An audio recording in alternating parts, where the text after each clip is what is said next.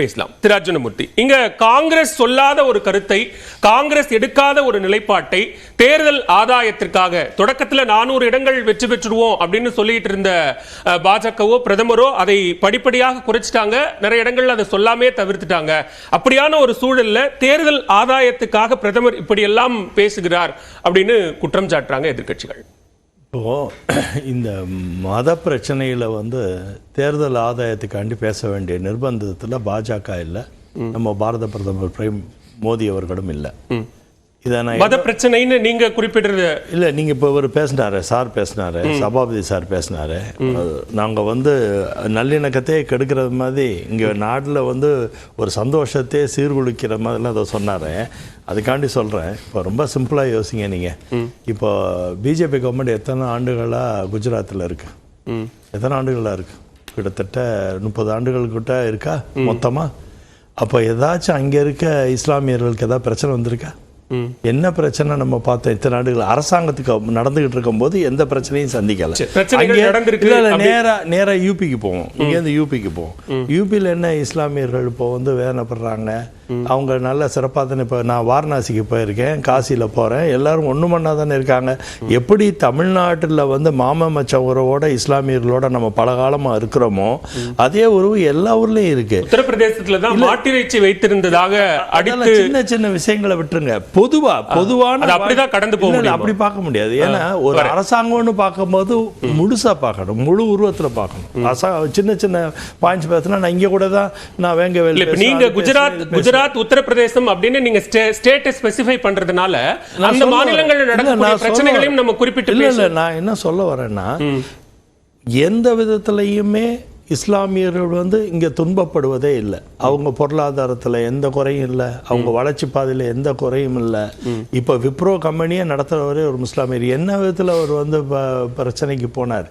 அந்த மாதிரிலாம் எந்த விதத்துலையுமே எந்த ப்ராப்ளமே இல்லாத ஒரு நாட்டில் ப்ராப்ளம்னு சொல்லக்கூடாது.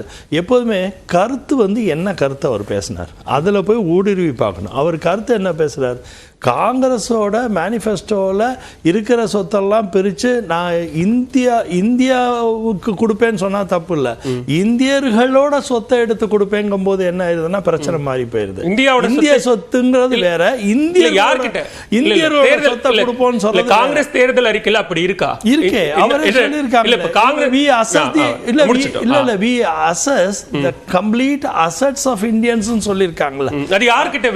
வெளிநாட்டினருக்கு எதுக்கு இப்ப தங்க மதிப்பீடு பண்ண? இதுக்குள்ள என்ன பிரச்சனை இருக்குன்னா, காங்கிரஸ்க்கு ஒரு டிஎன்ஏ ப்ராப்ளம் இருக்கு. நான் அதை கண்டிப்பா சொல்றதுக்கு எனக்கு டைம் கொடுங்க. என்ன டிஎன்ஏ ப்ராப்ளம்? ஒரு டிஎன்ஏ. அப்ப அது சொன்னாதான் இதோட பின்விளைவு என்னன்னு தெரியும். பொலிட்டிக்கலா சொல்லணும். அதான் பொலிட்டிக்கலா சொல்றேன். என்ன டிஎன்ஏ ப்ராப்ளம் இருக்குன்னா, நரசிம்மராவ் கவர்மெண்ட் முத ஆரம்பிக்கும் போது மன்மோகன் சிங் அவர்களை எக்கனாமிஸ்டாக இருந்தவரை எடுத்துகிட்டு ஃபர்ஸ்ட் டைம் ஒரு எக்கனாமிஸ்ட்டை அட்மினிஸ்ட்ரேட்டிவாக இருந்தவரை எடுத்துகிட்டு ஒரு மினிஸ்டர் ஆக்குறாங்க, ஃபைனான்ஸ் மினிஸ்டர் ஆக்குறாங்க. அப்போ பொருளாதார கொள்கையை சீரமைக்கணும்னு முடிவு பண்ணுறாரு நரசிம்மராவ். அப்போ என்ன பண்ணாங்க தெரியுமா?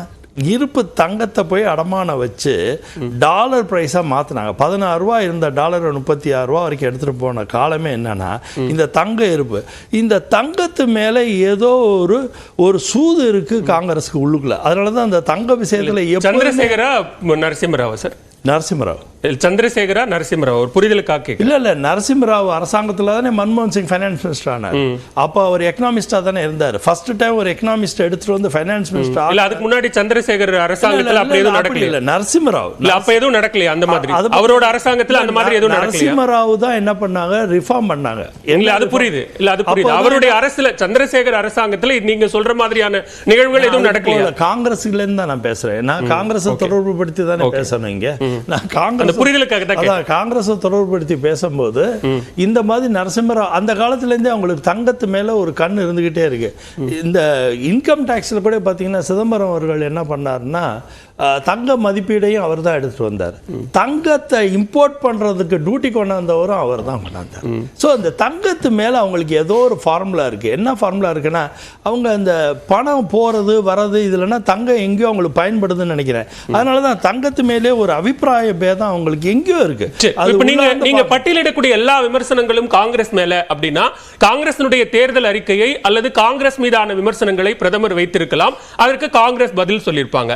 ஆனா மாறாக அவர் யாருக்கு அந்த சொத்தை பகிர்ந்து கொடுப்பார்கள் அப்படின்னு சொல்லும் போது ஊடுருவல்காரர்கள், சட்டவிரோதமாக குடியேறியவர்கள், அதிகமாக பிள்ளை பெற்றுக் கொண்டவர்கள் அப்படின்னு சொல்வது யாரை? நான் அதையும் சொல்றேன். 2006 ஒரு மன்மோகன் சிங் கேட்டகாரிக்கலா ஒரு ஸ்டேட்மெண்ட் அவர் கொடுக்கும்போது என்ன சொல்லிடுறாருன்னா, the first grain will go to Islamism சொல்லிடுறாரு. ஃபர்ஸ்ட் கிரெயின்ங்கிற வேர்ட் இஸ்லாமிசம் நேரடியா நீங்க சொல்ற வார்த்தையே இருக்கு. நான் வீடியோ போட்டு பாருங்க. நீங்க இஸ்லாமிசம் அப்படிங்கிற அந்த வார்த்தையே இருக்கு. முஸ்லிம்ங்கிற வேர்ட் இருக்கு. அந்த வேர்ட் இருக்கு. அதுல இஸ்லாமிசம் முஸ்லிம்ங்கிற வேர்ட் இருக்கு. அதுல டிப்ரைவ்ட் இஸ்லாமிசம் அப்படிங்கற வார்த்தை இருக்கு. இஸ்லாமியம் முஸ்லிம் சார், அதுல என்ன சார் இல்ல இருக்கு, முஸ்லிம்ங்கிறது இருக்கு. அதனால என்னன்னா அவருக்கு என்ன ஆகுதுன்னா, இந்த சொத்தை எடுத்து கொடுக்கணும், ரிசோர்சஸ், அவர் சொன்ன வார்த்தை ரிசோர்சஸ். இந்த ரிசோர்சஸ்ங்கிறது பலவிதமா நம்ம அர்த்தம் காமிச்சுக்கலாம். இந்த ரிசோர்ஸை கொடுக்கணுங்கிறது அவர் சொன்னது, அதை சார்ந்து இப்ப இருக்க உங்களோட மேனிஃபெஸ்டோ இருக்குது. இதெல்லாம் எங்களுக்கு அவங்களோட hidden agenda, intention. we doubt their intention. நாங்க இன்டென்ஷனை டவுட் பண்ணும்போது அதை ஒரு கிளாரிட்டி எடுக்கிறதுக்கு நாங்க சிம்பிளி ப்ரோவோக் பண்ற மாதிரி சில ஸ்டேட்மென்ட்கள் கொடுக்கிறது தப்பு இல்லை. ஏன்னா இப்ப இதுக்கு அப்புறம் நீங்க காங்கிரஸ் ப்ரோவோக் பண்ணலாம், அல்லது இந்தியா பிளாக்ல இருக்கக்கூடிய கட்சிகளை ப்ரோவோக் பண்ணலாம். மாறாக நீங்க மக்களை, நீங்க இப்ப பிரதமரா இருக்கிறீங்க, 10 ஆண்டு காலம் ஆட்சி நடத்தி இருக்கிறீங்க, ஒரு சிறுபான்மை மக்களை கொச்சைப்படுத்தும் விதமாகவோ அல்லது அவர்களை தாழ்த்தி பேசுகிற விதமாகவோ ஒரு ஸ்டேட்மென்ட் சொல்றது அப்படிங்கிறது சரியா இல்ல. கொச்சப்படுத்தவே இல்லை. எப்படி கொச்சப்படுத்தலைன்னா, அரபு நாடுகள்ல இருக்க அரசர்கள் அவ்வளவு பேருமே எங்க மோதிஜியோட இணக்கமா இருக்காங்க.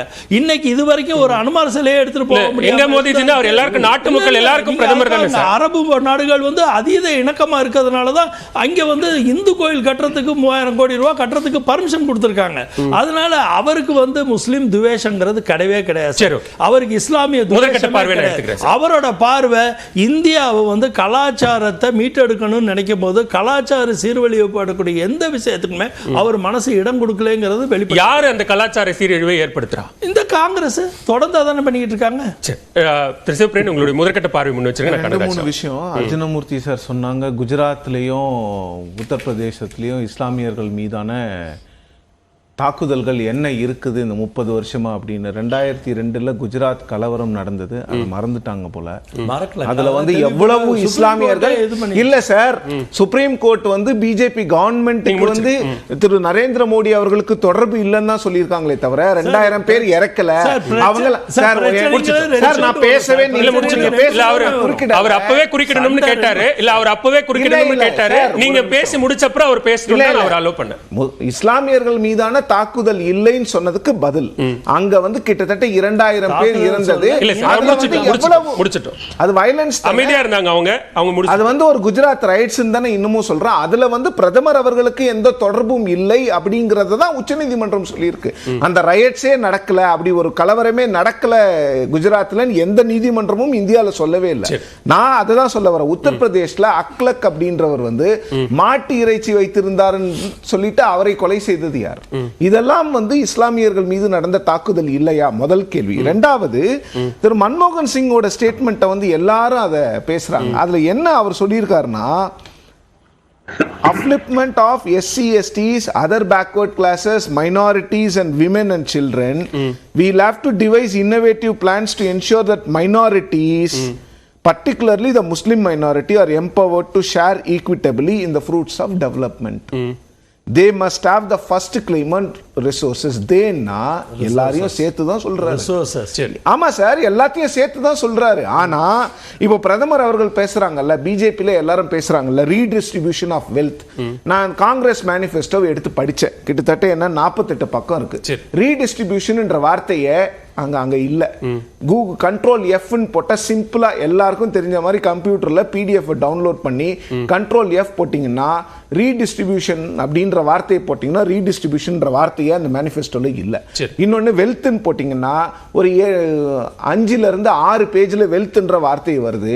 அதுல எடுத்து பாருங்க என்ன கொடுத்திருக்காங்கன்னா, அவங்க சொல்லியிருக்கிறது என்னன்னா, இந்த நாட்டில் பரவலாக வளர்ந்து கொண்டிருக்கின்ற இன்இக்வாலிட்டி, அதாவது இன்இக்வாலிட்டியை நாங்கள் குறைப்போம். அதை எப்படி குறைப்போம்னா, அந்த இன்இக்வாலிட்டி ஆஃப் வெல்த்தை வந்து சூட்டபிள் சேஞ்சஸ் இன் பாலிசிஸ் அதை மட்டும் தான் சொல்லியிருக்காங்க.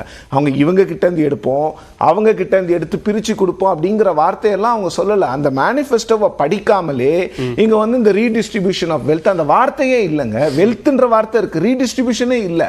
அப்புறம் பிரதமர் அவர்கள் வந்து என்ன பேசுறாரு, இஸ்லாமியர்கள் அப்படின்ற வார்த்தையை பயன்படுத்துறாரா இல்லையா? அவங்க வந்து திரு அர்ஜுனமூர்த்தி என்ன சொல்றாருன்னா, காங்கிரஸ் கட்சியை காங்கிரஸ் கட்சியோ அல்லது இந்தியா கூட்டணியோ ப்ரொவோக் பண்றதுக்காக பேசக்கூடிய விஷயங்கள் அது அப்படிங்கிறாரு. அப்ப என்ன பண்ணிருக்கணும்னா அவங்கள சொல்லி இருக்கணும், ஒரு ஒட்டுமொத்த இந்தியாவில் இருக்கக்கூடிய இஸ்லாமியர்களை, ஒரு குறிப்பிட்ட மதத்தினரை அவங்கள வந்து ரொம்ப ஓப்பனா அவங்கள வந்து வேற நேம்ஸ் எல்லாம் கால் பண்ணி சொல்லக்கூடாதுங்க. இது மட்டும் இல்ல, இது